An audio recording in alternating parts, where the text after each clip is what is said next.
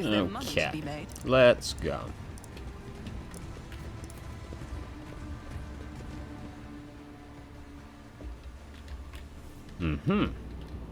Okay.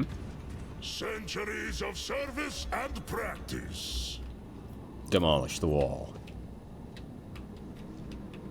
This task should have been accomplished easily. Okay, try again.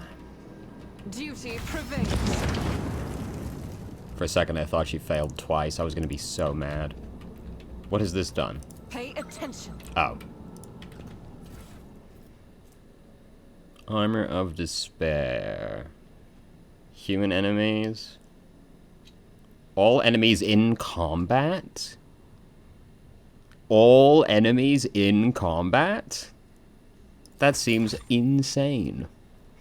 The wearer is able to perform an attack of opportunity to gain 1 stack of vengeance. The wearer's attacks of opportunity deal an additional damage. Meh.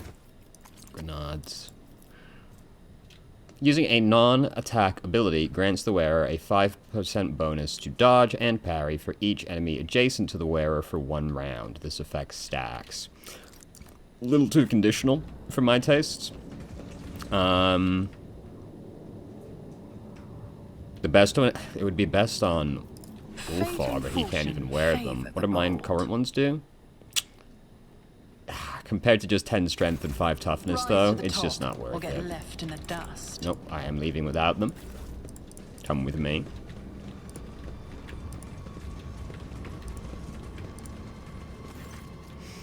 The 2 pilots are already disarmed and shackled. They give you a haunted look as you approach them, but do dare not to say anything. You take a glance at the Xenos boat. Sure, its design and certain parts appear bizarre, but you can still guess their purpose. You could probably steer it. Where the fuck are you? In the fucking void, I guess. I can steer a gondola, Alantech. We do not need these pilots.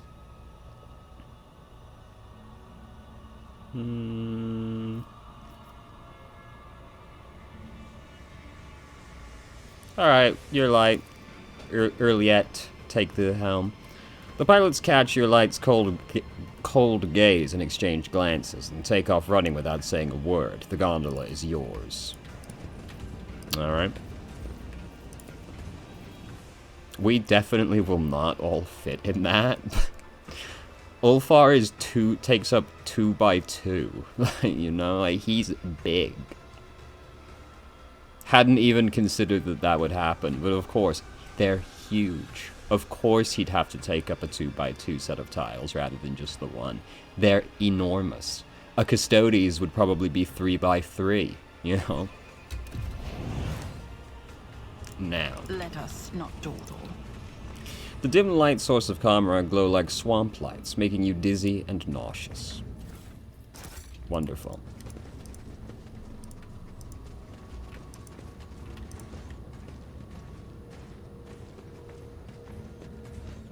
A little bit of a funky issue there with the camera.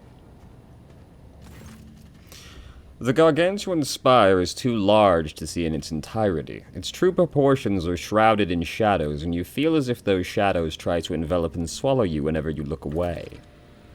Grinning savagely, Ulfar says with undisguised joy, "I smell blood in the air, blood that is about to be spilt. I hear the echo of clashing swords and the terrified screams of Xenos writhing under our heel. All, Father, what a marvelous feast you have prepared for us." By the Golden Throne, we made it, and all in one piece. Not bad, but we can't relax just yet. We've still got a long way to go. The spire of the Wreathing Tempest, the seat of my cabal, both a place to find respite from the scheming of our enemies and a deadly trap for those too weak and soft for our ranks. Marzai tilts his head and glances at you. The heart of the spire contains a secret, an ancient webway gate that has remained sealed for many, many aeons. Imurus kept it in case Vex's noose happened to tight around the Cabal's neck. No one, save for her and a certain other Cabalite, knows where exactly in real space the gate leads. A perfect escape route, and I can open it for you. How do you know how to unseal the gate? I find such deep trust between two Drukari to be too good to be true. Trust? How unreliable. No, I simply abducted and tortured the Kabbalite who was privy to the secret. There's even a chance that Imaris believed the story about the pathetic weakling running off.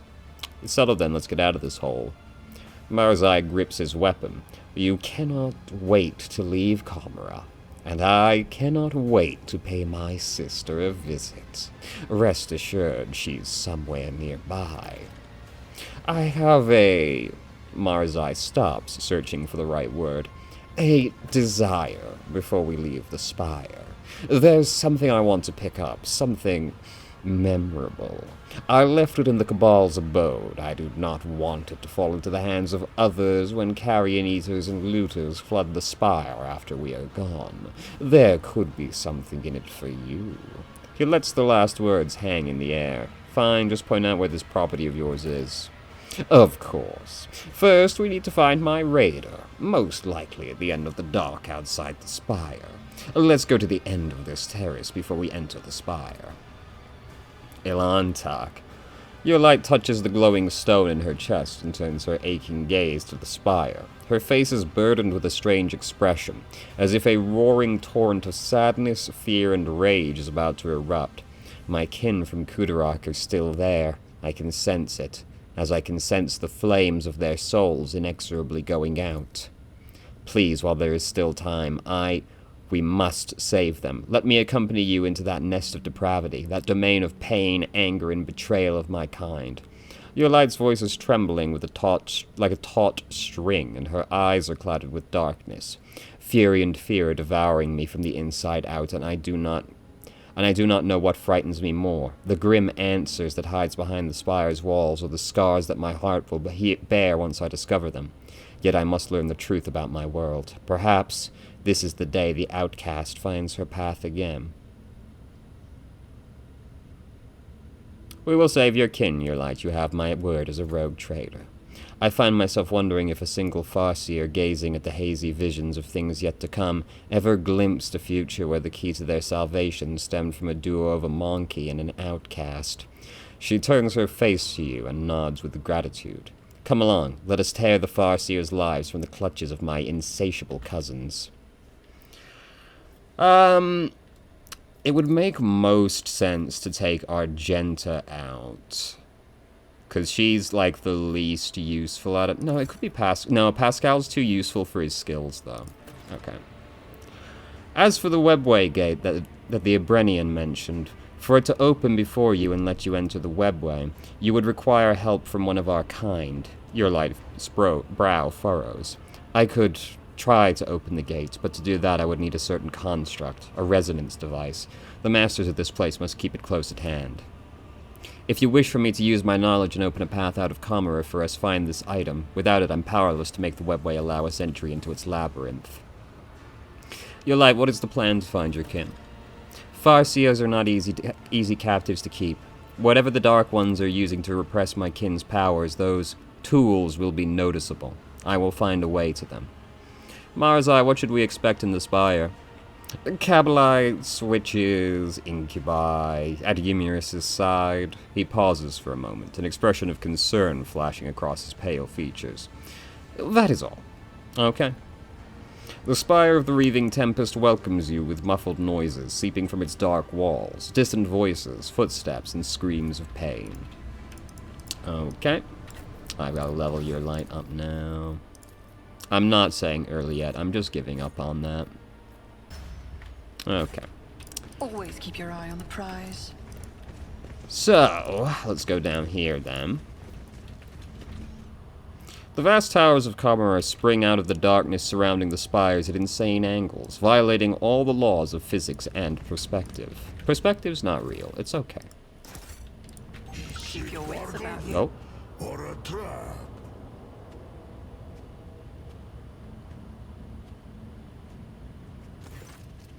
Marzai lightly leaps from the edge of the platform into the raider and begins inspecting it from the inside. You hear clicking and hissing as the Drukari opens and closes various hidden caches in the Skycraft's hull, accompanied by muttered Xenos cursing.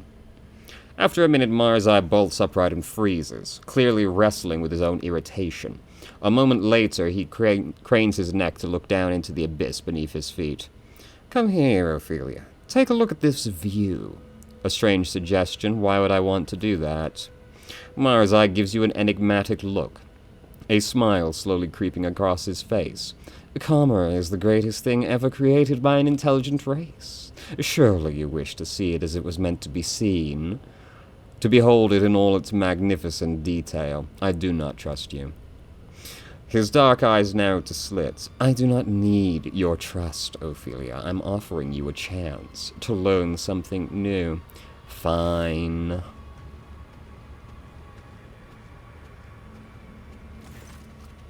The chasm yawns endlessly below, the cyclopean spires of Comera piercing upward out of the gloom. The details of vast structures are hidden by the hazy gloaming? I've never heard gloaming before. In the many lights on the spire's terraces, which resemble marsh gas, are all that bring color to this bleak and awe-inspiring vista. The towering height takes your breath away, and you almost swoon. Then a gentle shove at your back makes you lose your balance. The moments stretch into an eternity. Your firm footing is swept out from under you. Your heart stops beating. The chasm below seems to rush up toward you, ready to swallow you whole.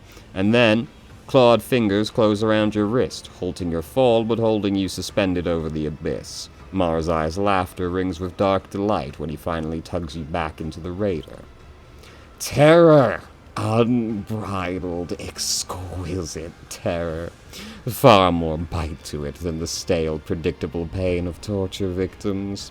That burn in your chest, that tang in your mouth. Can you feel the blood roaring in your veins? Your heart battering out a march of triumph. Life becomes more vivid when death can come at any moment. Ophelia, I will continue to remind you of that. Without giving you a chance to respond, Marzai steps over the side of the raider and returns to the platform. The Tempest Cabalites have already picked the raider clean. That means that what I seek must be hidden somewhere in the spire. I think it's in the torture chamber. Once inside, we must proceed through the first chambers directly ahead and turn left, then left again. Come, I intend to claim what is mine.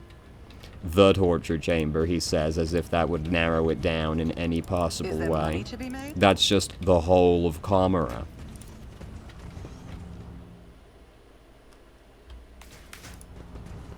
Okay. A job for me. Okay. Please stop. What the fuck? How dare? Let's go the other way. I am waiting for the day. The sinister labyrinth looks like a death trap. Oh, sorry. And on that day, I will personally throw you out of an airlock. But no order has been given, and you have not laid so much as a finger on me. So tell me, which of us is the pet? Ooh. Like a sinister death trap, it was probably created for just such a purpose. A trivial task. Okay. Tight. I sense something nearby. Tight, yeah. One and it's done. Watch your steps. Got a lot of traps in here, huh? My pleasure.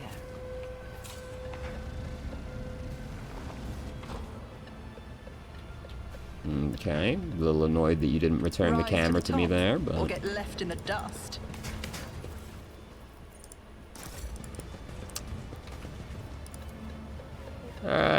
Go for it. A job for me. Easy peasy.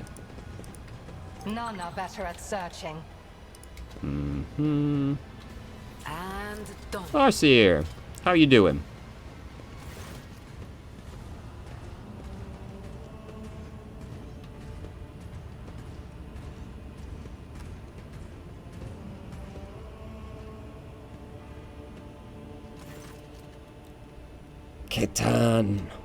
Ketan, my son. The Eldari Farseer's tortured body is barely moving. You've seen abject creatures like this before, stitched together from several bodies. Their miserable existence serves but to satisfy their homunculus master's morbid interest in the perversions of the flesh. And yet, this one is not like the others. A twin face stitched together from parts of several male and female Eldari turns its unsettling gaze towards you. Its eyes have been crudely sewn shut. "You've come, my son." A woman's ghastly whisper escapes the cut-up lips, oozing blood and pus. "Hold the line. Don't let the corruption spread further." A commanding shout comes with a cough from inside the ripped-open thorax where 3 hearts are beating inside a single ribcage, as in a prison of bone. "I've finished the statue, master." A fleeting, satisfied expression passes over the stitched face as a suave voice interrupts the warlike shouting. "We're all united in the shadow of the great tree, sister, until Kalena Mesha Kane claims our hearts."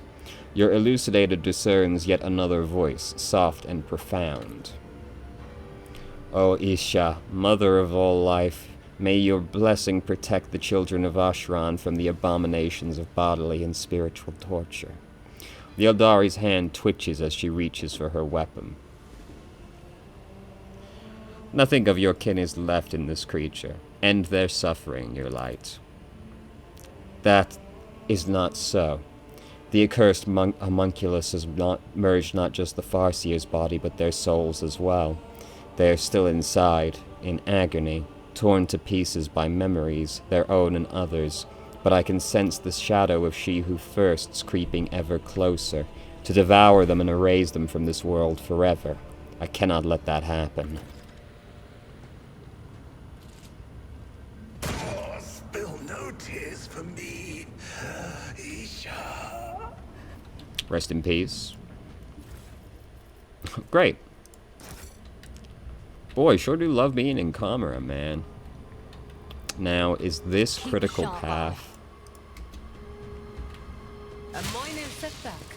Tight, sick. You love to see him.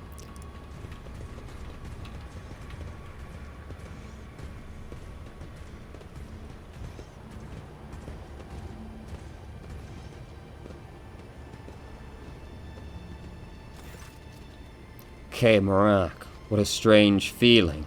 Your light clutches her head and her eyes dart around the torture chamber. Kayla Minash Kane, take my heart.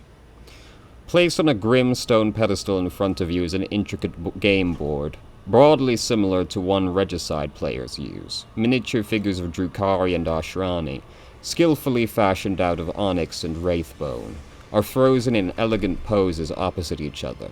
Several of them are toppled, and for a moment you think you see fresh blood running from under the game pieces down the small grooves carved into the board. Move a few pieces. Wait, Alantak. Your lad tries to stop you, but howls in pain again as soon as your fingers touch the cold surface of the game board. A strange movement under your palm distracts you from your companion's streak. As soon as you move one of the Onyx Drukari closer to an opposing piece, a fierce cry bursts into your consciousness in a torrent of feelings that aren't your own. The Drukari slips through your fingers and brutally slashes off the arms and legs of the male Ashrani facing it.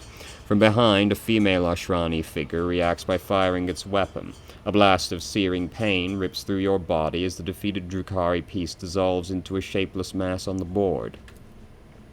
The pieces are motionless again, but your anxiety lingers, as if each piece is watching you as closely as it silently awaits its next turn. Enough, Alantak, do not dare meddle in things you cannot comprehend. Your light blocks your path toward the game board, but then another wave of pain washes over her body.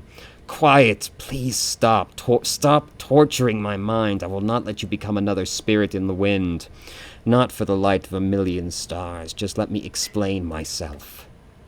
Either Xenos can have a nervous breakdown or your pet Eldari is having a conversation with those game pieces right now, Shireen. I must confess I don't like either option. Perhaps she went completely crazy when she betrayed you, and it was time to free her from the torment of insanity. Your light, what's going on? I left Kudarak because it was my path. Is it that not what you have been teaching us from birth until the final moment of our lives? I can hear it very well, the mournful lament of our brothers and sisters tortured to death in this room. I would prefer not to hear it, but I cannot, as clearly as I hear the melody of your soul's torment. But you don't you dare. There's no need to blame me for what happened to you. Your light clenches her jaw and seems to stop breathing entirely.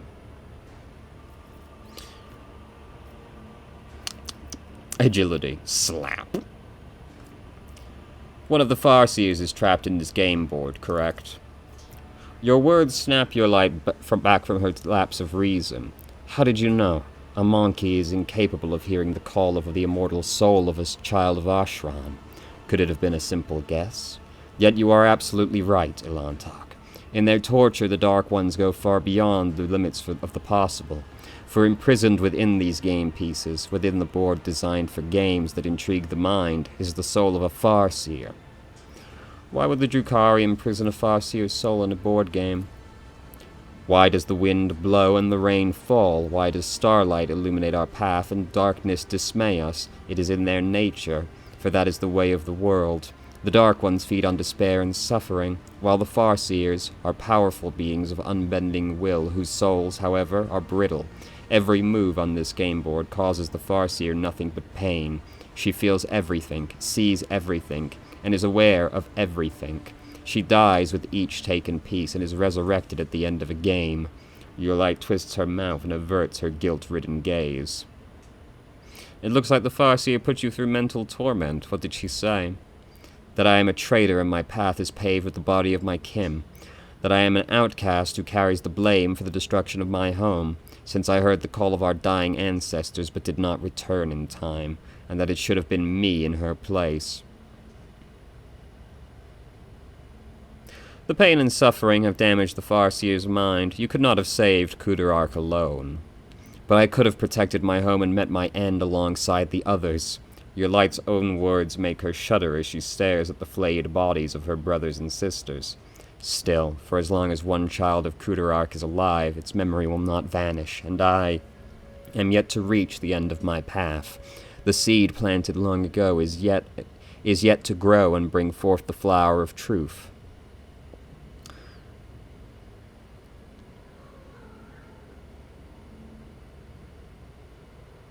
You should end her suffering, your light.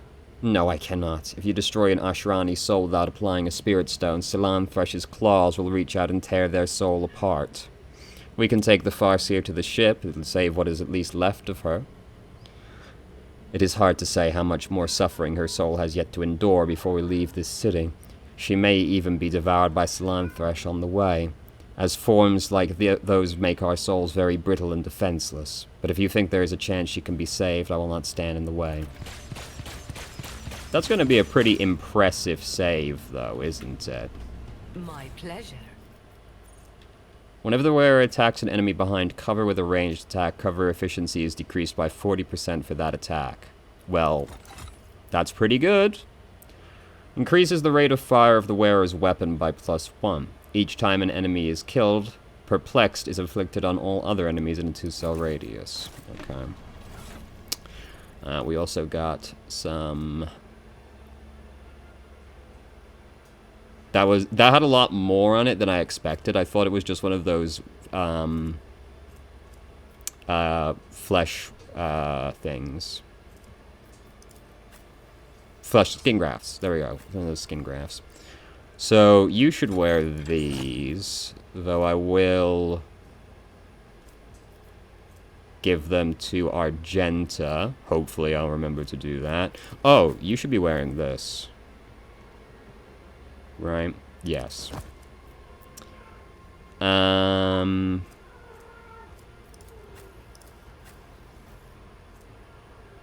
You can have those. Okay. I'm thinking this is the critical path, actually. Let's go back the other way. I sense something nearby. What? Ah. A job for me. What's over What's your stats? here? More traps, of course. And done. None are better at searching. Here we go. Marazai strides along the mysterious Xenos devices and presses his palm to one of the strange pieces resembling a pedestal. With a hiss, one of its sides suddenly opens like an airlock. The Drukhari begins to examine the contents of the container. The thuds and clangs of objects being moved about ring harshly in the otherwise silent space. Meanwhile, your eyes are involuntarily drawn to the peculiar devices that fill the room. After the anatomical opera, you have not the slightest doubt about the purpose of the devices around you. You think you've seen some of them before in the homunculus's laboratory. Others are even more obscure in their design, but the gleaming needles, cutting blades, and tubes and flasks filled with revolting liquids give a clear indication of the horrors they can wreak upon a living body. I do not need to be a seer to feel the pain permeating this place with my very being. You feel the pain, cousin? Marzai does not even turn around to look at your light. Your re-education has clearly already borne fruit. As you gaze upon the machine's strange articulations, the tubes that end in sharp-tipped needles, and the instruments of the most bizarre shapes, you begin to have a slight suspicion about what these devices do to their victims. Chemical injections, dismemberment, mental torture. For a moment, your stomach churns at the thought of what it means to be subjected to these tools. The Chamber of Satation. The Drukhari turns to you, holding something in his hands. A place of reflection and pleasure. This is where racks do their tinkering, working on new captives in anticipation of a hungry Kabbalite who will appreciate their artistry. If Tervantius's servants were here, I could show you more, Ophelia. Marzai chuckles as if he has just made a joke, and his eyes are burning embers. For instance, how to skin a monkey without killing it, or how to turn an Eldari into material for a charming trinket that will delight you for the rest of your life. But alas, another time. Your interest pleases me. Here, take this. Consider it a reward for your diligence. Marzai carelessly dumps the retrieved items from the container into your arms. The chambers in the heart of the spire are not far from the Webway Gate. Perhaps there I will find what my soul so desperately craves. Let us hurry. Alright, anything hidden up here, though? Cool.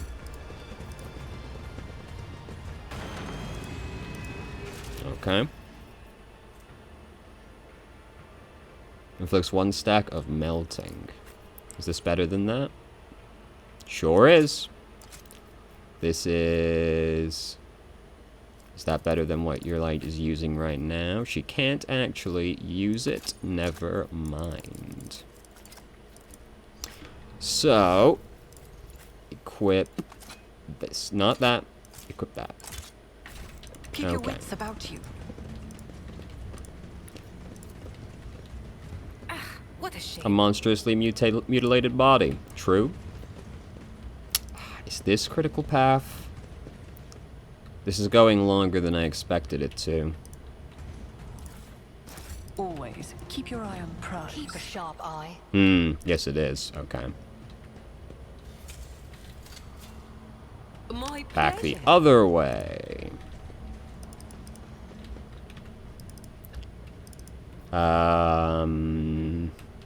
Over here? Yes.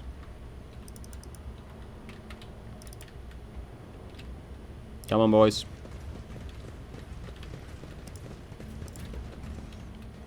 One and it's done. Whoever is imprisoned inside the capsule, they are moving ever so slightly. Wonderful. You love to hear There's it. money to be made.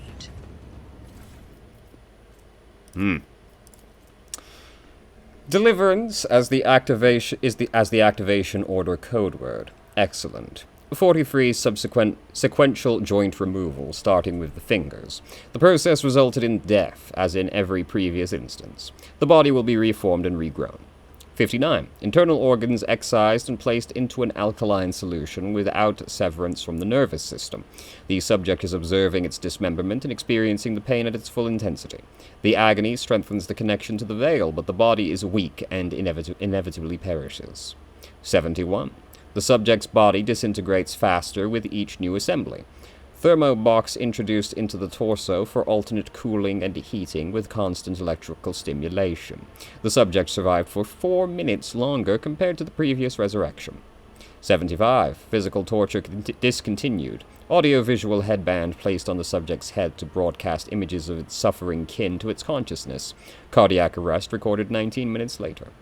96. Subject in possession of all previous knowledge, including memories of pain and death, and therefore fully compliant. Phenomenal strengthening of the veil connection observed, but the body survives for no longer than 3 minutes under any set of conditions. Great! Awesome! Love to hear it, dude. A young Eldari's body is floating in a murky glass vat filled with acrid acidic sludge. If the built-in xenocogitator If the built-in xenocogitator's changing readings are anything to go by, the Eldari is alive, or at any rate not quite dead. This body belongs to a Farseer. I sense dormant energy coming from his exhausted mind. We must set him free, Elantak. Inspect. Another of the insane homunculus's creations designed for cruel experiments. The vat is part of a larger mechanism which has a small mechanical dashboard built into its casing. You are, however, unfamiliar with the symbols on it. The thick tubes that deliver the suspicious-looking liquid straight into the vitreous depths of the mechanism disappear into its inexplicably smooth casing. The glass itself seems quite brittle, though. Odd, these symbols are unfamiliar to me. I suppose the homunculus is using a special code so no overly curious assistant can hamper its experimentation. Let's just crack it open. Stand back. This calls for some good old brute force. Careful. Watch your step. Can you hear me? Your light helps the Farseer out of his prison, avoiding the broken glass. The Eldari is completely disorientated. His wandering gaze shifts between you and your light, then returns to the vat from which he has just emerged. My purpose is to comply? Yes, I am born so I may die. My pain is your delight, master. Camarag, what did that madman do to him? Do you remember who you are and where you come from? I remember the taste of pain, and the smell of pain, and the color of pain, too. You are one who dreams of what comes to pass and yet lies in the haze ahead, a Farseer from a craft world. Tell us what happened to Kudararg.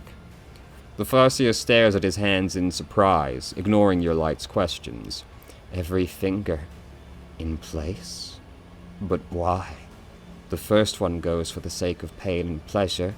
The second one disappears when it's time for humility. The third... What happens to the third?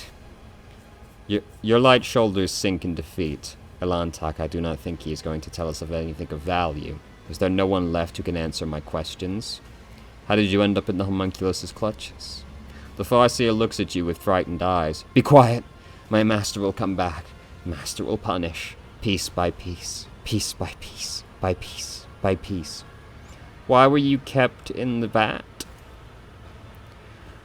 The Farseer looks around the room with interest, ignoring you completely. I have been here many times in my past lives, and I will be in the future ones. An infinite cycle. Your light shrugs hesitantly. Rebirth? Healing? Visions of the future? What is the point in eternal life if it only brings suffering? What did Deliverance say it does? I don't remember clearly enough what the sentence with Deliverance in it said, so I'm not going to say it. It's time to decide what to do with him. He's coming with us, Elantak. I will not let you abandon him here. I need him. Without waiting for your light to finish her... Without waiting for your light to finish her sentence, the Farseer suddenly turns his head toward her. For the first time, his gaze is clear and focused. Child, you have returned to us at a dark hour. No! Your light leans over the Eldari's body to help, but his eyes are wide open and his chest no longer rises and falls from his cautious breath. He was aware. He remembered me, Elantok, and then, suddenly he was dead. What kind of curse haunts Kudarok's children within these walls? Let us go. I refuse to believe there is no one left. Do you understand? I cannot let the serpent in my soul devour my already fading hope. My hope of finding out the truth of what happened to Kudarok. There is no giving up now, after the lengths I've gone in order to get here. We will find other Farseers, we will. What did that say? Deliverance is the activation order code word. Ambiguous. I feel like it can't have been anything good. I can cut your eyelids for you to see better. That's okay, Marazai. I don't think you need to do that. Your kind has no right to Alright, exist. here we go. Witless monkey.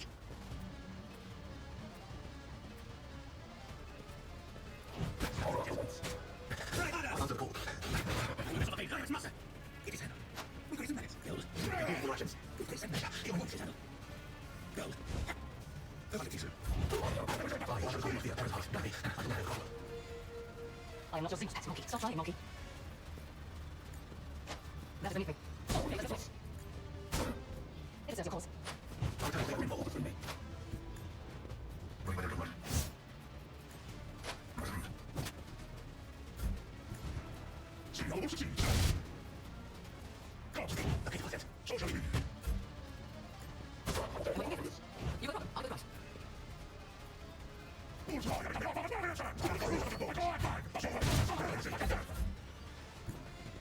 I'll see you personally.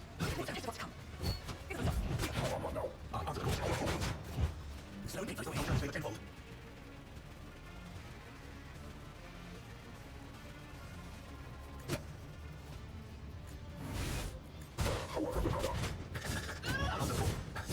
I do not fear a perilous path. I will not. I understand your intent. You can't force me, I'll talk. If I must. It's anything.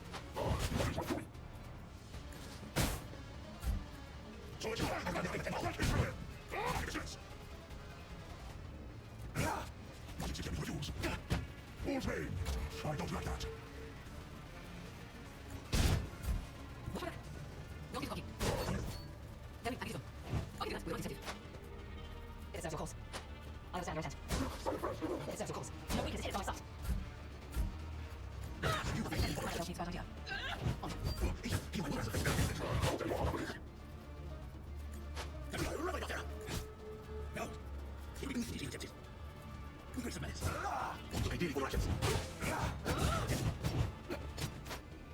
I am not your zinc tax monkey. It serves your cause. If I must.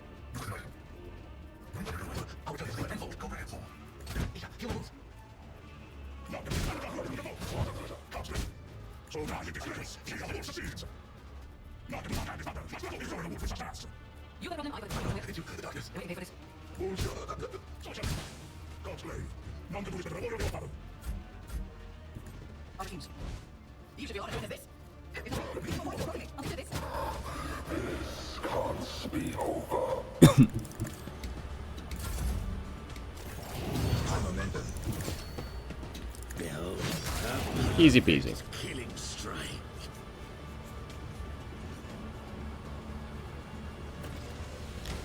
Wait, Monkey. Extend a helping hand and I will show you the way home. My pleasure. The strange capsule emits a barely perceptible buzz. Its thick walls barely contain the sounds coming within. The sounds of a living and tormented creature. Y'all got anything good on you, though? Nope. And nope.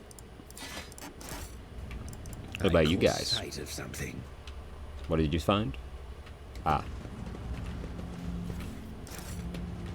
So disarm that. Jai, come on. A job for me. Now, will activating the mechanism be good or bad, though? Where's the Don't profit step in this? on that. And Done. Let's examine the rest of the room before we touch anything. The journal entries are written in an angular but surprisingly tidy hand, as if the writer deliberated meticulously over every word. The notes are supplemented by diagrams and formulae. The Farseer's mind is aggressively resisting external interference. The mind maggot perished instantly upon being introduced into the system, which has never been observed before. Interesting. As punishment, the subject was placed in vibra shackles that chip away at limb bones. Unreadable diagrams. Mind maggot enhanced with a power implant. Subject placed in a red-hot metal capsule during the introduction of the parasite. Despite the pain and the parasite in its system, the subject succeeded in addressing the veil. Parasite destruction detected 2 minutes into its presence in the subject's body. Unreadable diagrams. Mind maggot enhanced with poison that suppresses the host's psychic functions and placed successfully inside its victim. The parasite's vital functions persist, yet with no sign of compliance on the part of the host. Unacceptable. Subject punished by partial skin removal and suspension by the detached areas of skin. Unreadable diagrams. Experiment finished. Results negative. For as long as the subject remains capable of combating the mind maggot's presence, pain is the only available method of suppression. Subject to be placed in a capsule with slowly rotating blades until further instructions. Wonderful! Great news. Oh, resonance device. Okay. This could be an opportunity. The set of symbols look unfinished, as if you only have half of the mysterious message in front of you.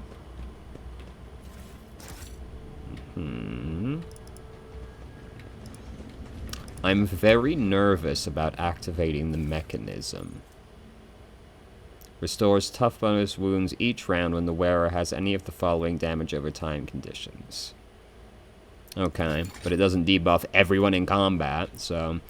The wearer gains +5 parry reduction and dodge reduction to their melee attacks for each creature targeted by that area attack. Meh. Not very thrilling. Rise to the top, or get left in the dust. Alright. Somewhere, an unseen mechanism whirs to life.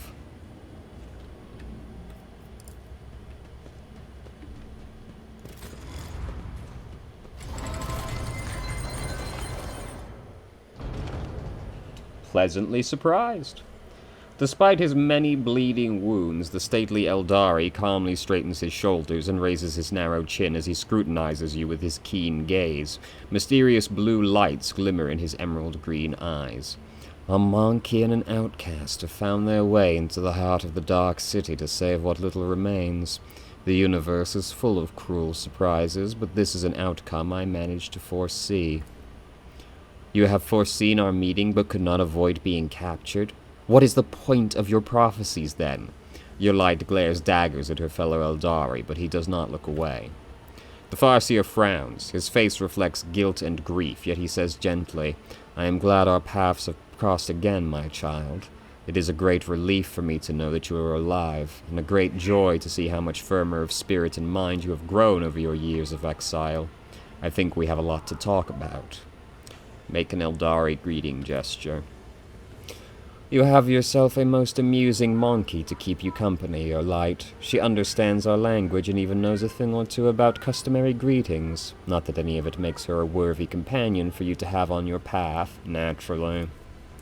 It is the Alantak who keeps me at her side. Were it not for her, my soul would have long left this body. Or else I would have been devoured by a minion of She Who Thirsts, and I never would have learned the truth of what happened to Cruderark. Perhaps we ought to start by introducing ourselves.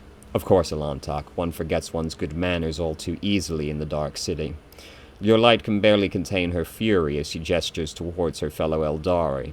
Standing before you is Eklendil Maresh, who walks the path of the Farseer.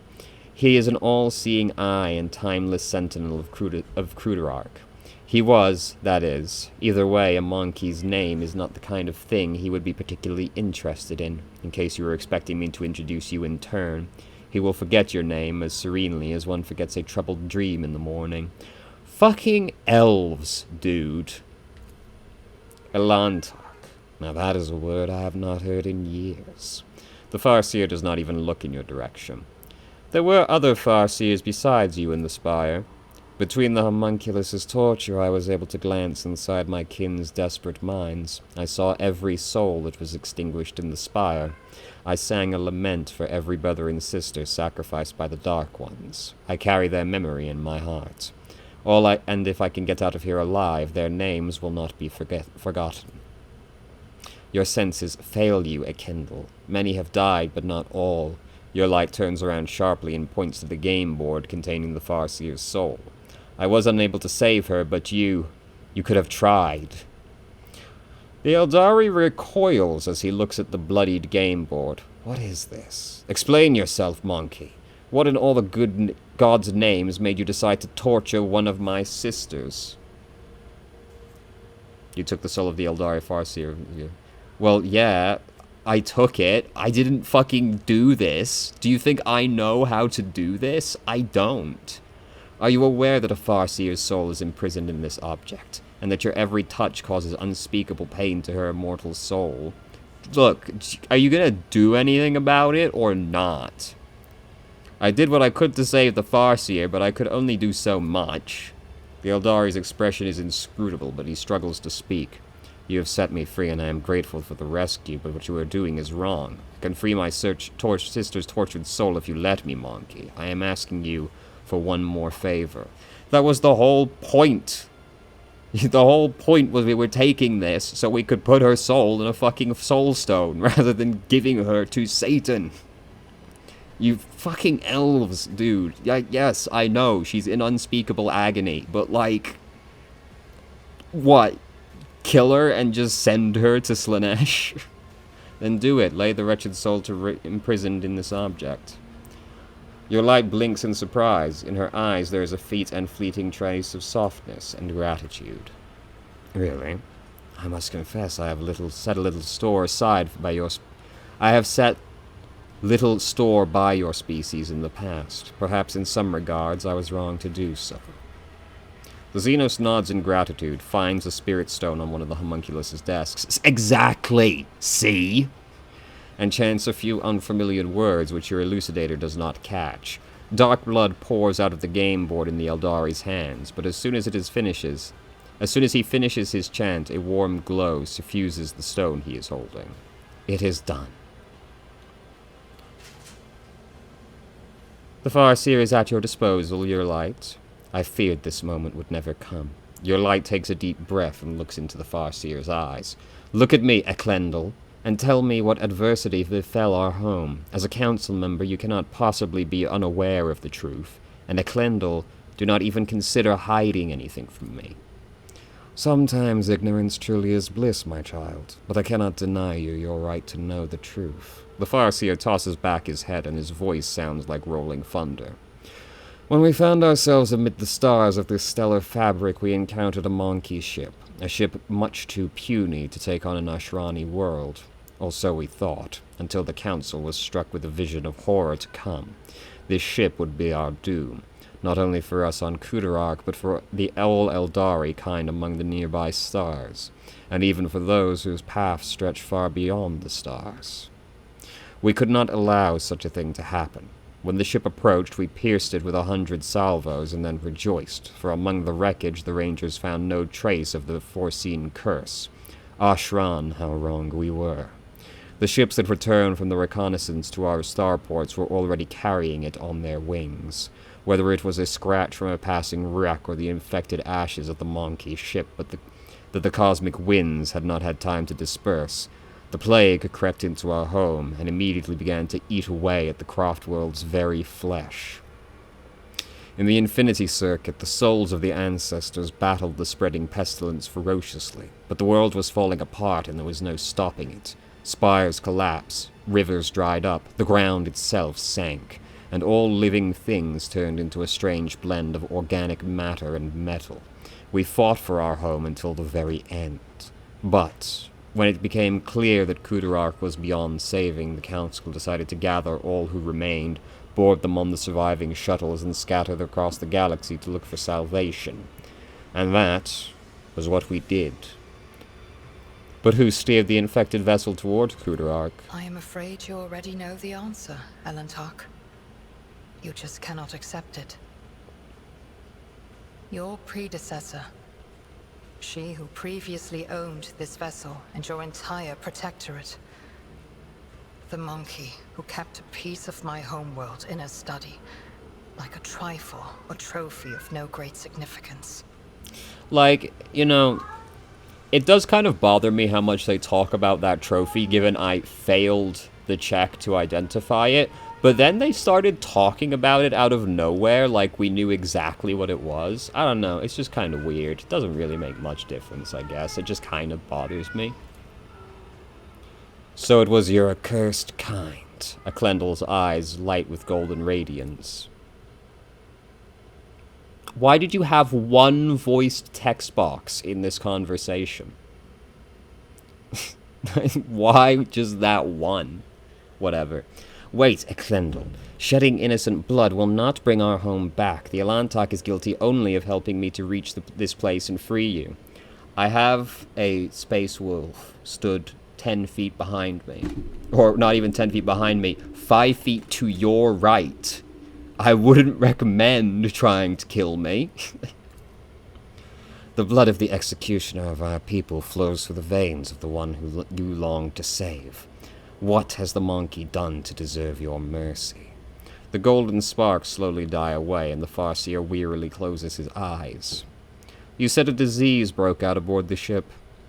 You want to know how your kinspeople destroyed my world, so you can follow their example? I hate elves so fucking much. Answer the question, Eklendal, not for the monkey's amusement, but for the sake of those whose souls dissolved in infinity. At first we thought the monkey were in the service of the greatest enemy of our kind, the one who lurks beyond the edge of reality. But the world's affliction manifested itself differently. It distorted Kudarark while avoiding encounters with the souls of our ancestors. We were waiting for Silanthrash, the destroyer of souls, to burst her way through the gaping wounds of the world, yet her gaze was directed away from our suffering. No one ever managed to identify the nature of the curse, even as we watched it destroy our home. And so, having lost all hope of saving it, we fled. If your kin fled, Kudarark, how did you end up here? Our twisted cousins found our arks in the void's cold embrace. At first it seemed they were going to save us, to extend a helping hand. And so we told them what happened to the Kudarark and where to look for it. How are you so stupid? This happens a lot with Eldari in stories, where they just do inexplicably stupid things. Like, did you not know they were Drukhari? Like, what? Like, why would you do that? You know? You're light as well. Why would you trust a Drukhari? You should know better, you stupid assholes. This happens a lot. Farseers are so useless, dude. They never achieve anything. But our cousin's souls are dark and thirst for blood. My ark was one of the first they seized. The Drukhari massacred hundreds of thousands of their own kind for fleeting and pleasure's sake, and enslaved the Farseers for their accursed experiments. And that monkey was how I ended up hanging in this cage. Is Kudarark completely destroyed? That is hard to believe. The Abredian took care of what remained, but that is none of your concern, monkey. Your light is silent for a while, and then says coldly, but Eklendal, how did Kudarark end up in the Expanse? This close to monkey ships and the Dark One's hunting grounds? That was the path chosen by the Council, my child. We had charted Kudarark's course among the stars for years, and no one had an inkling of the terrible fate that would await us in the place that promised us salvation. Yes, because Farseers are worthless. They never achieve a damn fucking thing. No one knew. The Farseer looks away for a mere second, but an itching sensation immediately burrows its way into the base of your skull. Something is wrong here. The paths I have walked have taught me a great deal, to see the truth where it is concealed and not to hesitate to cut off the head of a lying snake that tries to coil around my heart. Your light stares unblinkingly at her fellow Eldari, fury gleaming in her eyes. If the entire Farseer Council failed to foresee their world's doom, then everything the children of Ashrani have been taught about paths for centuries is a lie. You're hiding something, Eklendil. Speak! Speak now! How dare you take that tone with me, outcast? I am not obliged to justify myself before you, let alone protest my innocence.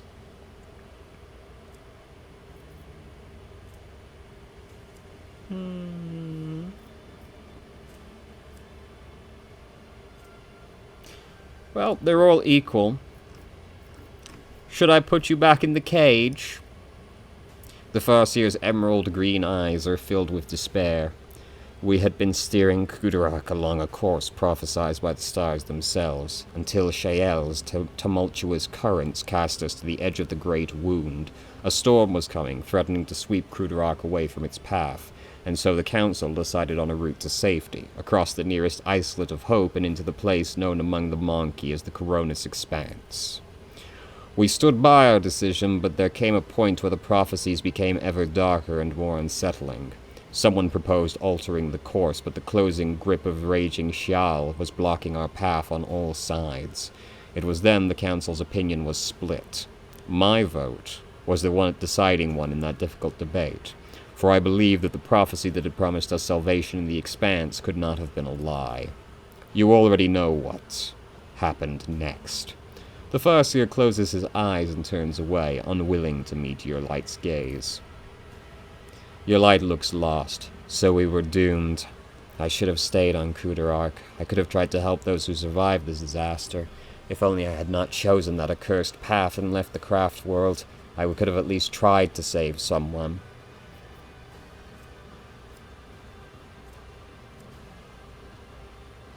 Was it not the Farseers who made a bad decision? What difference would it have made if you had been on the Kudarak? Yulent's mouth twists in displeasure. The Farseers. It was not beyond their power. They led Kudarak to prosperity for years, only to become too blind to what was going on around them. Had they not followed the prophecy that the old customs required, had they changed course instead, Kudarak might still be whole.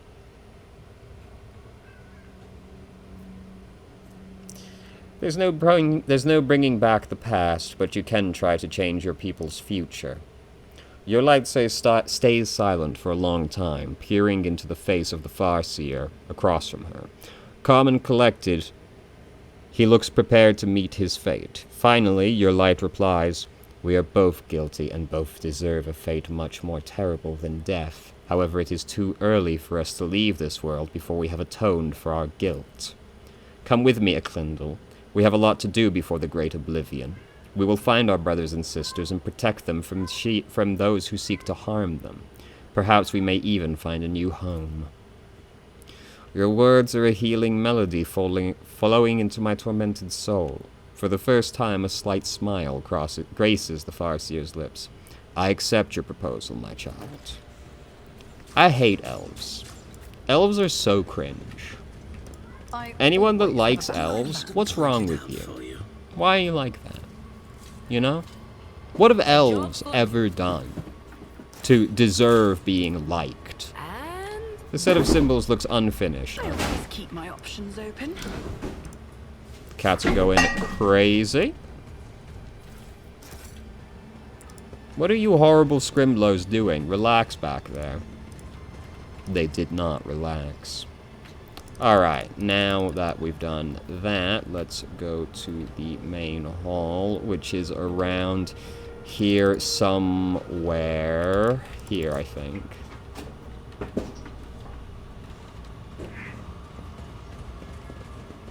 These fucking cats, man. I can cut your eyelids for you to see better. Be quiet, Marzai. Oh, fuck. You will pay an even greater price.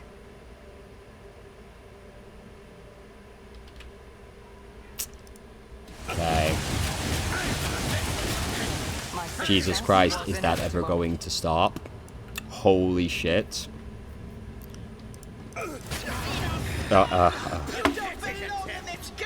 Okay. I will fight if I must.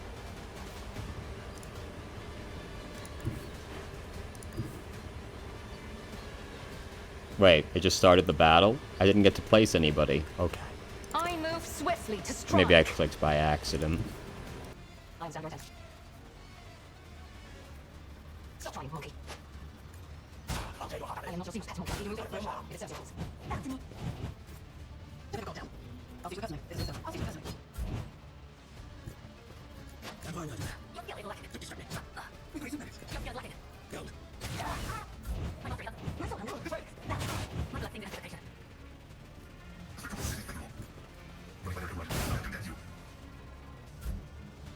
True mother and little egg. Watch out, you bandit! No, we can't get this on. I can just do it. Go get the coffee. Help me, And it's Yoda! Warhammer is under! My strap is ruined! I am great bigger. Let them try to protect me. Satisfy me. This healer is in need. I am not your seamless pet monkey. I'm ready for your comes. No! Watch! I got it! Don't distract me! You can! With grace and malice, they will leave me.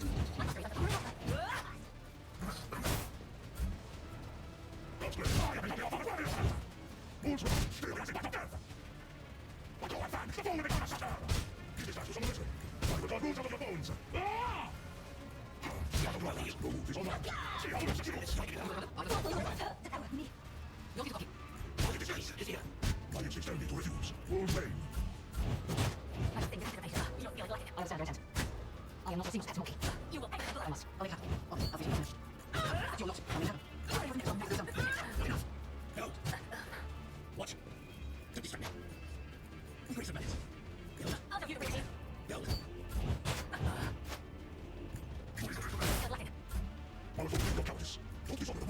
You are doomed. You will understand my vengeance. So shall it be. I will How do you pay for this?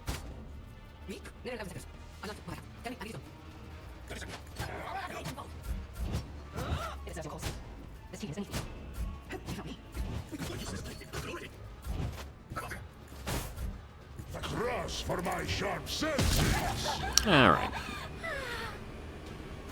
Easy peasy. Y'all got anything good on you? No. Always keep your eye on the prize. Naturally. One and it's done. In front of you is part of a Xeno device that conceals the traps in this deadly place.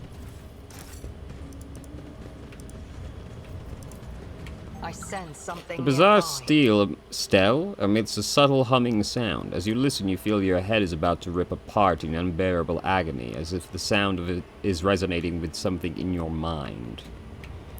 Ready as always. Alright. I have an eye for treasure. Mm-hmm. My pleasure.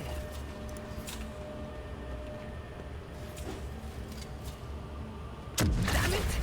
Great. I mean, just bad luck. And done. What's over here? Found it. You know, we'll put that off till later, I think, right Is that there. my blood? That looks kind of important in the middle One there. and it's done. Perish for this affront. I offer Oh, Jesus Christ. homage to the angel of the Emperor and the ancient ferocious machine spirits controlling his armor. Yes, my adamantine skin has seen many battles and bears many glorious scars. Hear the glorious verse of the time when... Good talk. I always keep my Keep a options sharp open. eye. Okay. And done. No proceeding till the next Not area got until you're better done in search. here, so says the gate. One and Rise it's to the done. top. Or Watch your get step. lost Dude, is there in the anything sense around the something side? nearby. Okay. Opportunity attacks deal an official plus 10 toxic damage. If the wearer was attacked with an attack of opportunity, the attacker also suffers toxic damage. I'll probably put that on myself. Don't care about that. Wearer gains plus 4 damage against enemies who have no adjacent allies. Only applies to the first projectile in a burst attack. Also, the range of the wearer's dash and charge increases by 1. Okay. Grants the wearer plus 10 parry and 10% area attack damage. Okay. Well, I will put on that armor. And are these better than yours? Increases their armor by agility.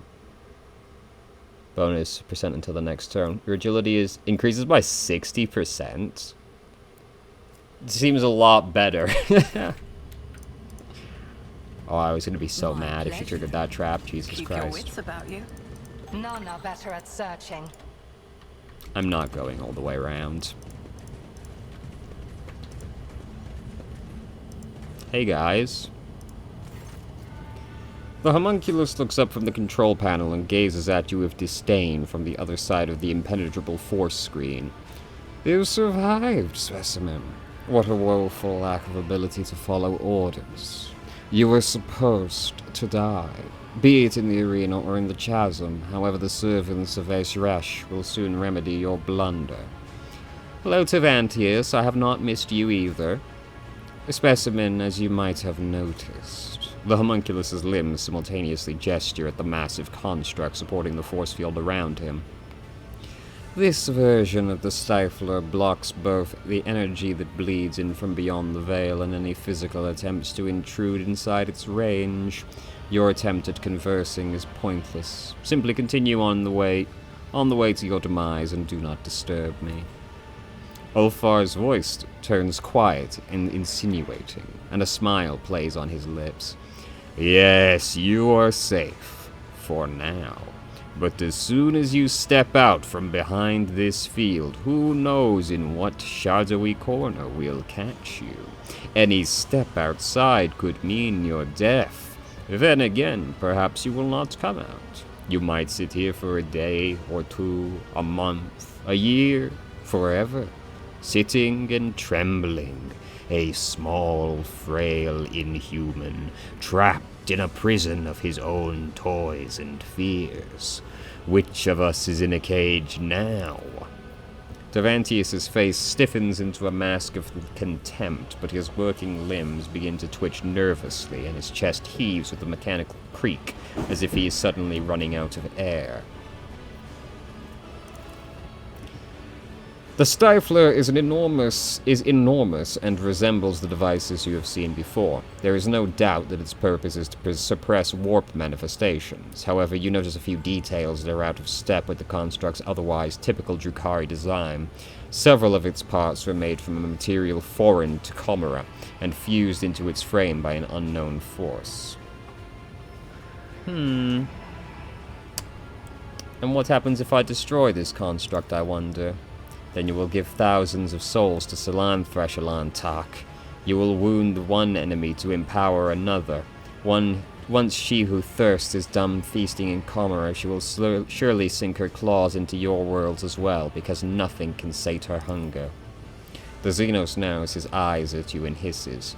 You must be thinking that the moment you do, Chimera will descend into demonic mayhem, and the valorous rogue traitor will have rid of the universe of the abominable Drukhari, and finally free these dark halls. Before all that happens, specimen, the demons that will arrive will rip your flesh to shreds and devour everyone in sight. And while you are busy writhing in agony, I will have enough time to put everything back in order. Jai swallows nervously. Look, Shireen, I'd love to slap the damn Ashmag myself for all the damn things he's done to us, but I don't want to be torn apart by demons, you know. That is entirely fair enough. You do not seem to share your kind's fear of the warp in the slightest. Does that make you mad or simply arrogant? The Xenos responds with a self-satisfied chuckle. Fear is the reaction of a weak mind presented with the inconceivable. Even our masters are liable to it. Oh, the pains it took me to convince the Archon to bring the Spirit Warriors into the Dark City, and to then conceal the evidence of the dimensional collapse that destabilized the Spire.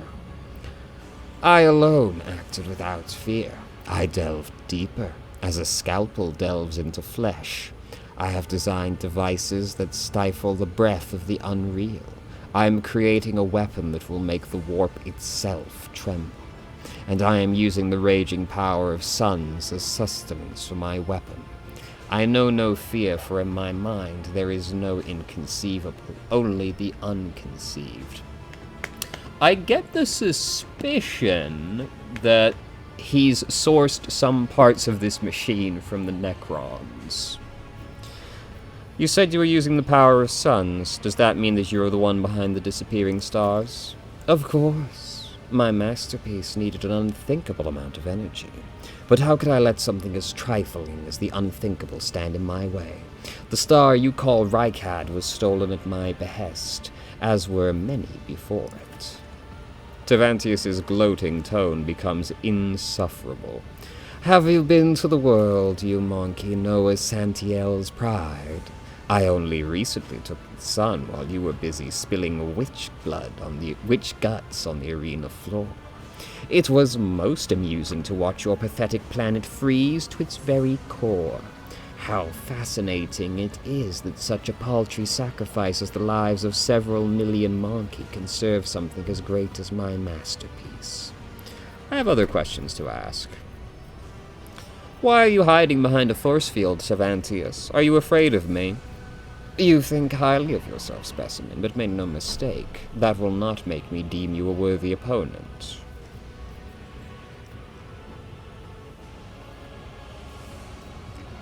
While I'm here, do you happen to have any special equipment reserves left?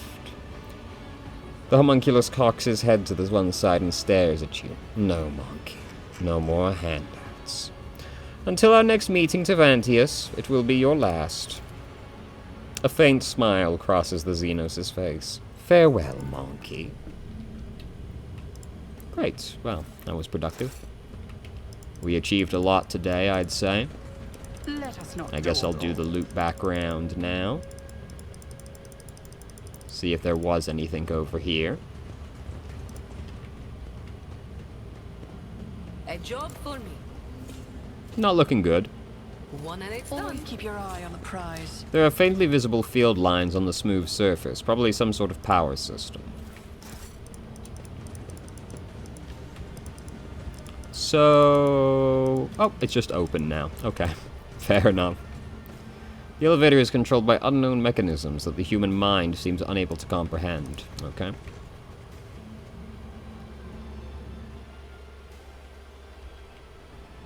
Oh, hey, you good there? Do you need a hand, Clindle? You good? I always keep my options open. Nope.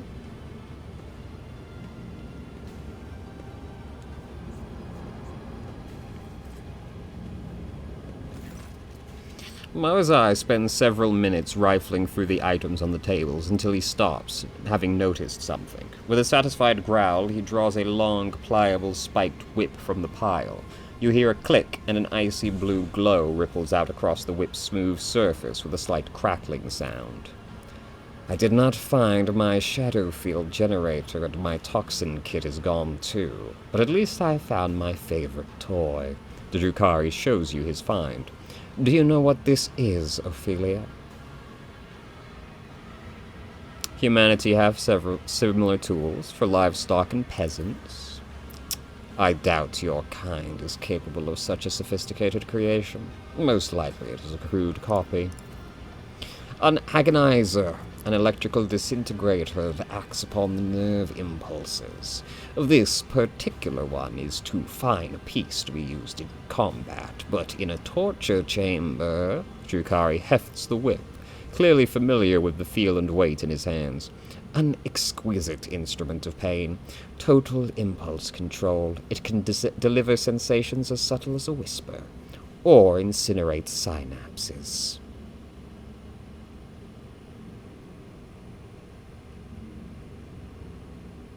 Why is this thing so important to you? Why? It is a priceless artifact that belongs to me, and I have reclaimed it before my kin managed to steal it. It is property of the Reaving Tempest that must not be allowed to fall into the hands of the other cabals, and when we dispose of Ymiris, the Spire will certainly come under attack. And lastly, I can indulge in a little sentimentality, can't I? You may keep the Agonizer.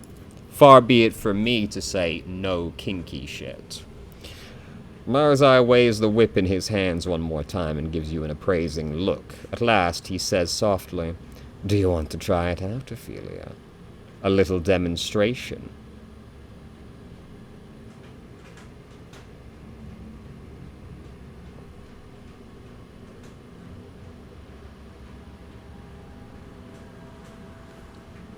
Maybe a little. Maybe just a scooch. Do it.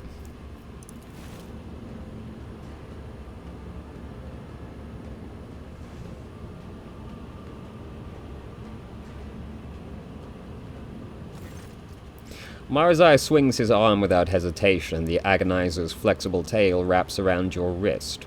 At first, you feel nothing, and then a fiery flower of agony blooms in your heart, sending poisonous roots along your veins and into every corner of your body. Your vision darkens, you gasp for air, your knees threaten to buckle beneath you, and then the pain recedes like a tide, leaving behind the crazed pounding of your heart and aftershocks dancing in your nerve endings.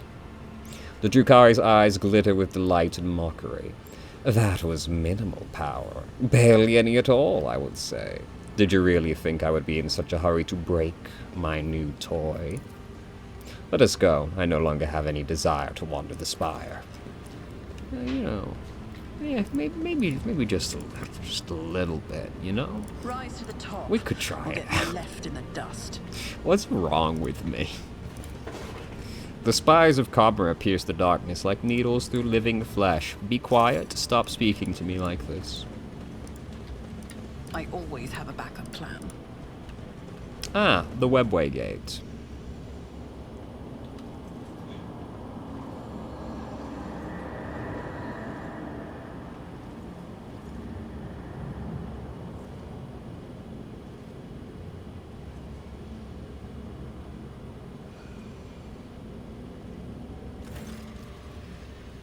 Ymirius gazes at you. The two of you lock eyes for the first time, an icy darkness churning in her stare.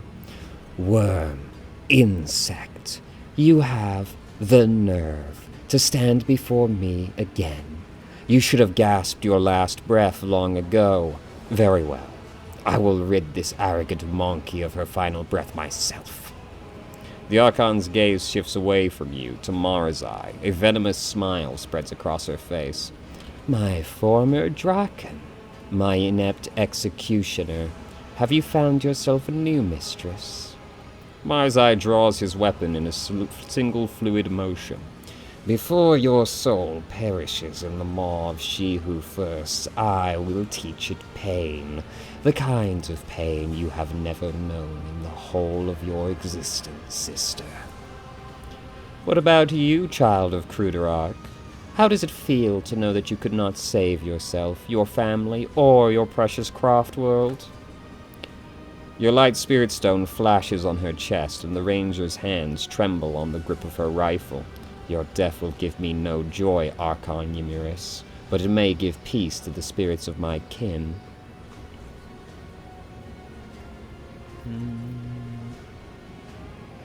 What do you need the Farseers for? Why take such a risk? So be it. I will humor you before death, if only to step out of another's shadow once and for all. I wish to orchestrate a little disjunction, and with my helpless brethren in my clutches, who are capable of tearing apart the veil with their mere presence, it could not have been simpler. When the time came, the Farseers would be my weapon against the Reaving Tempest's rivals. Under cover of Cataclysm, my blades would behead all those who stood in the way of my ascent. You destroyed your future with your own hands. When the truth becomes known, all the weapons of Comora would have been turned against you, and against my cabal. And this coward was my Draken. You're too quick to call the Reaving Tempest your cabal. You have neither the ambition nor the vision to lead all these warriors full of lust for power and blood. Marzai's laughs mockingly. Dragging the Farseers into our spires in an attempt to trigger a disjunction. That was your grand vision. It is a pity you have not bothered to lead a single raid in recent years. It would have been entertaining to watch you order a fleet to fly headlong into Monkey architecture and detonate their engines, all to secure a bright future for the Cabal. I see you've taken Tervantius under your wing, again. The homunculus may play as many of his little games in the arena as he pleases. I am satisfied with what he provides for the ranks of the Cabal. That makes him valuable enough to spare his life. All these craft world fragments, all those prisoners, was it worth it, Xenos? Spare yourself the struggle of comprehending the meaning behind my deeds, wretched creature. Cruderarch was to be the key to my key to power, the likes of which the Reaving Tempest could only dream of. Majesty is mine alone to claim, and I will claim it. No, Archon, you're destined for retribution. Blood for blood. I cannot destroy your entire cabal as you destroyed Cruderarch, but I have the strength to cut off the snake's head. Poor little outcast. Ymyrus leers at your light, staring into her eyes like a predator. The suffering of your brothers and sisters nourished us for a long time. Now you too will give me your pain. If you wish to live, get out of my way. I've come for the gate, not for your life. Oh no, that could not be further from the truth. Archon Azriesh dies here, now. Yeah. I've grown tired of the games and machinations you've ushered into my realm. Prepare to die, Archon Ymyrus. Die? Ha! Ymyrus draws her weapon. You're the one who dies today, and after I am done with you, I will pay a visit to real space, to observe the terror and ruin wrought by my cabal. Do you know, monkey, that so many of your kind have had their lives cut short by the hands of their own kin? I used to purge the ranks of the cabal to clear all obstacles from my path. I used you to accomplish my goals. I colluded with your kind, despite your much vaunted hatred of Xenos, which ought to have prevented any of you from even considering such a thing. Marzai narrows his eyes. You purged the ranks of the cabal and cleared all obstacles from your path. Even in that you failed, you talentless wretch. I am still here. I will be the one to purge the Reaving Tempest of you. My servants are heading out on a new hunt as we speak. Who will become their prey? Which lights will wink out in the void? How many monkey will perish in the darkness? Ymyrus lets out a mocking laugh. You will never know. Marzai, do you have any last words for your sister? Now you speak only with the permission of your pet monkey, Ymyrus laughs mockingly. My insignificant little brother, you never should have crawled out of the mother's womb. Your existence is a disgrace to our blood. Marzai's lips stretch into a saccharine smile. My poor sister, you still cannot stand the fact I was born. But how can I be surprised? It is hard to think of more glaring proof that our mother considered her first attempt to continue the line a failure. Ymyrus stiffens and a moment later bares her teeth in a furious hiss. The Archon of the Reaving Tempest raises a hand to signal to her underlings. Ah, fuck. And of course we level up as the combat. She's got 875 health.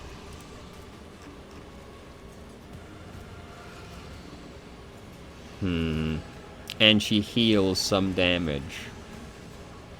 Ugh. How cringe. Alright, let's get to work.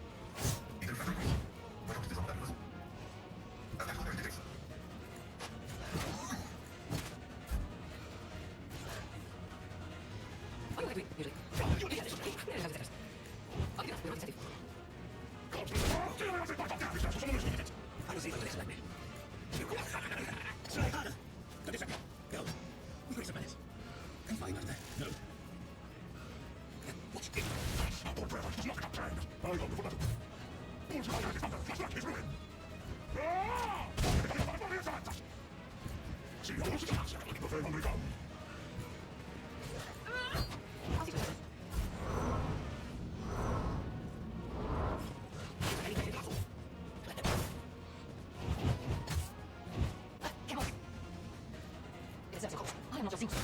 It's as your cause. You'll get my hands. Get on.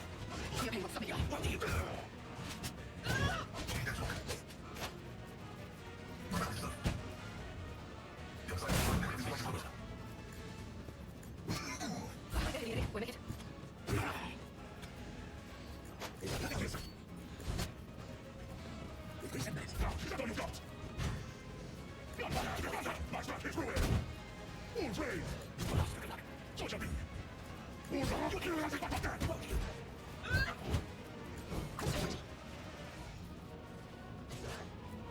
do what it takes. This team is easy. It deserves a course. Hear you moving. No more. I was out of intent. You are this truck.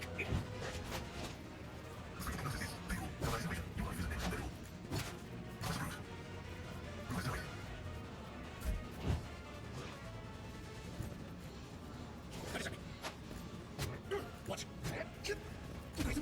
I am the reader to it. I will let it be.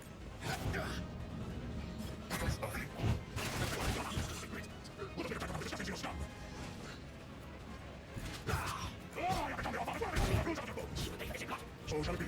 But if they tell me to do something, it is not. Whose way?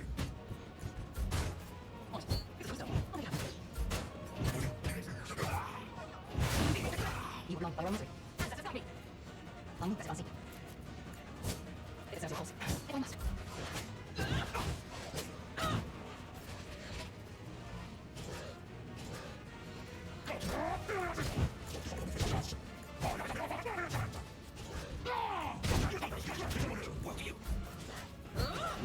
I'll see you later.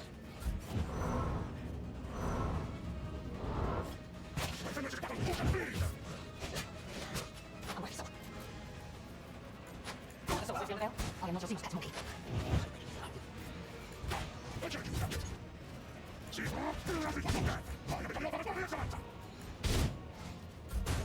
You definitely switching. I'll see you personally. Is there something? I'm sorry. Out this way. No. You okay? You're right.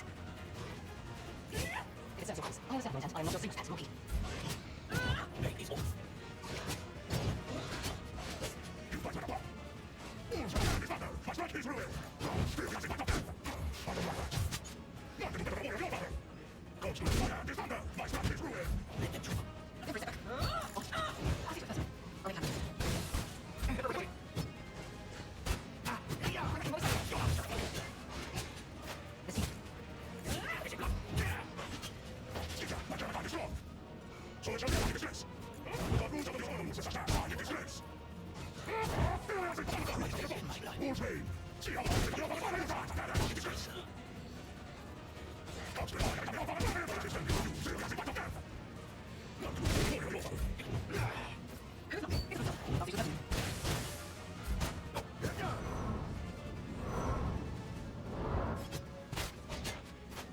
If I must. That's believe me, I am not your seamless death with my hands. Your work is limited, but I am ready for it. I need a device.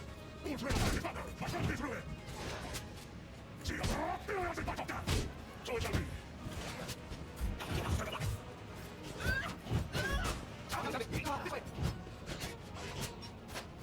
It's not so short. I am not your seamless monkey. I must. Thank you. Your death is approaching. Do not get into motions. Whose way? See how it succeeds. I am the one. Well, to you. It's a moving. No more. You'll have to be another chance. I was out right there. Let them try. Or better not stop it. I don't like that. I am disgrace. Whose way? Not to follow for success. So it shall be. Oh, yeah. I'll do better. Here's my perfect moment. This is I will not. I must. You go with the I must. Thank you. Is that all you got? Give this chance to someone else. I'll play it. Not the police and the lawyer, your father. So shall you I am not a seamstress. It's a course.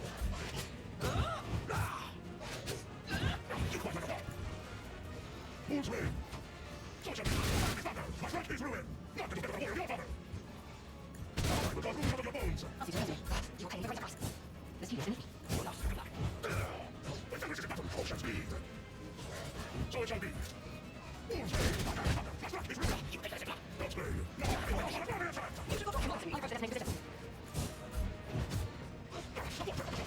Whose way? Can you tell me to refuse? Make no excuses. It's good stuff. My first noise. It is a course. I'll let you out. You are never. So shall we exist. See how the hungry come.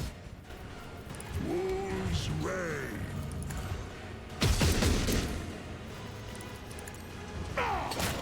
Alright, Ulfar basically soloed that entire encounter. How disgustingly overpowered.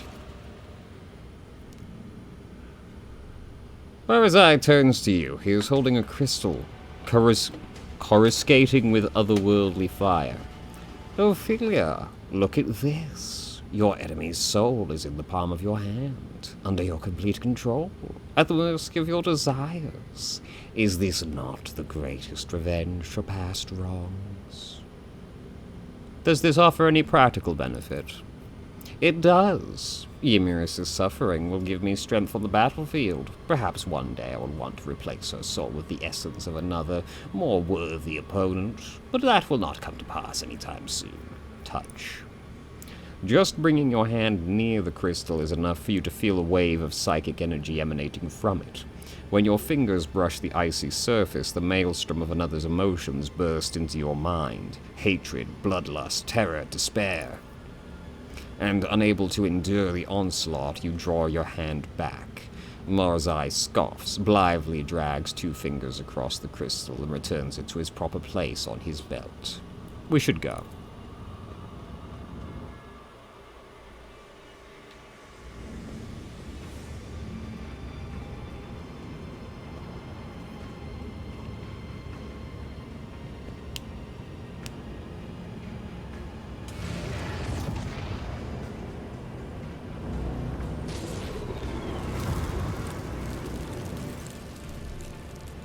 The mandrake's words are barely comprehensible.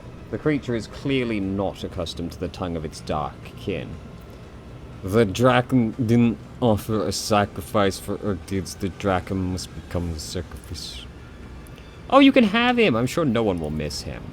Marzai places a hand on his weapon. His voice sounds calm, but his gaze is as tense as he peers at the dark creatures before him. You should not have crawled out of the abyss that your wretched kind call home.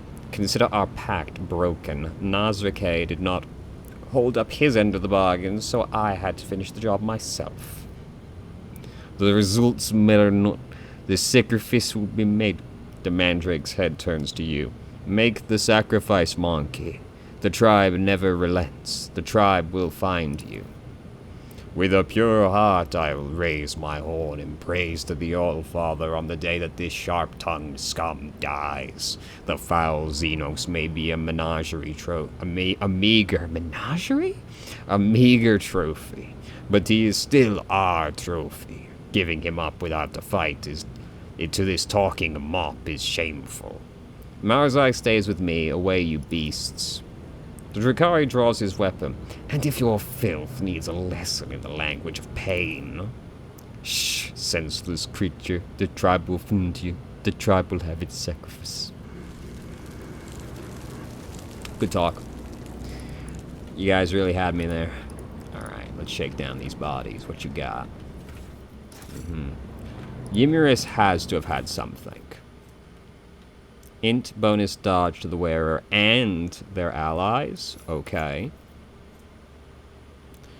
At the beginning of the combat, the wearer gains the shadow field effect. While under this effect, the wearer counts as being in full cover against all ranged attack. The effect is lost if when the wearer is hit by a ranged attack and suffers damage from it. I will put that on Ulfar because it sounds hilarious.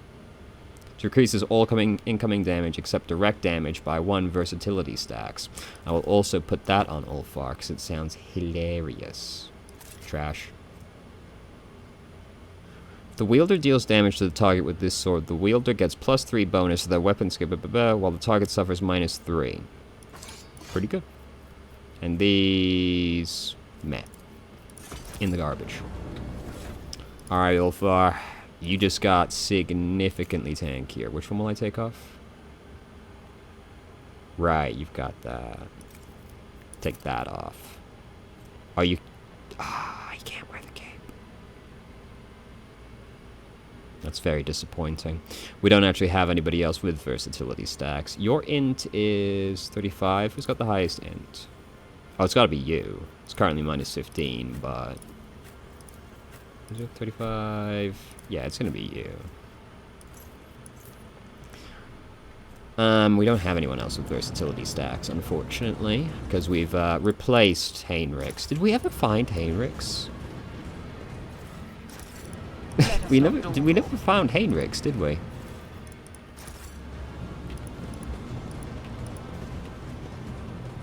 Huh. Oh well. Bye, Heinrichs, I guess. Sucks to suck.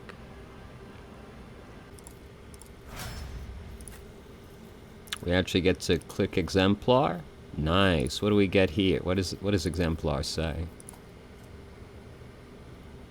Mere survival in the grim darkness of the far future is no easy task. To thrive in it, a next to impossible one. But some manage to go beyond and become exemplars. Not only do exemplars possess extraordinary knowledge in their given archetype, but they have also reached the pinnacle of mastery, transcending what is thought to be possible. Okay. Oh fuck. Even more shit? Oh god.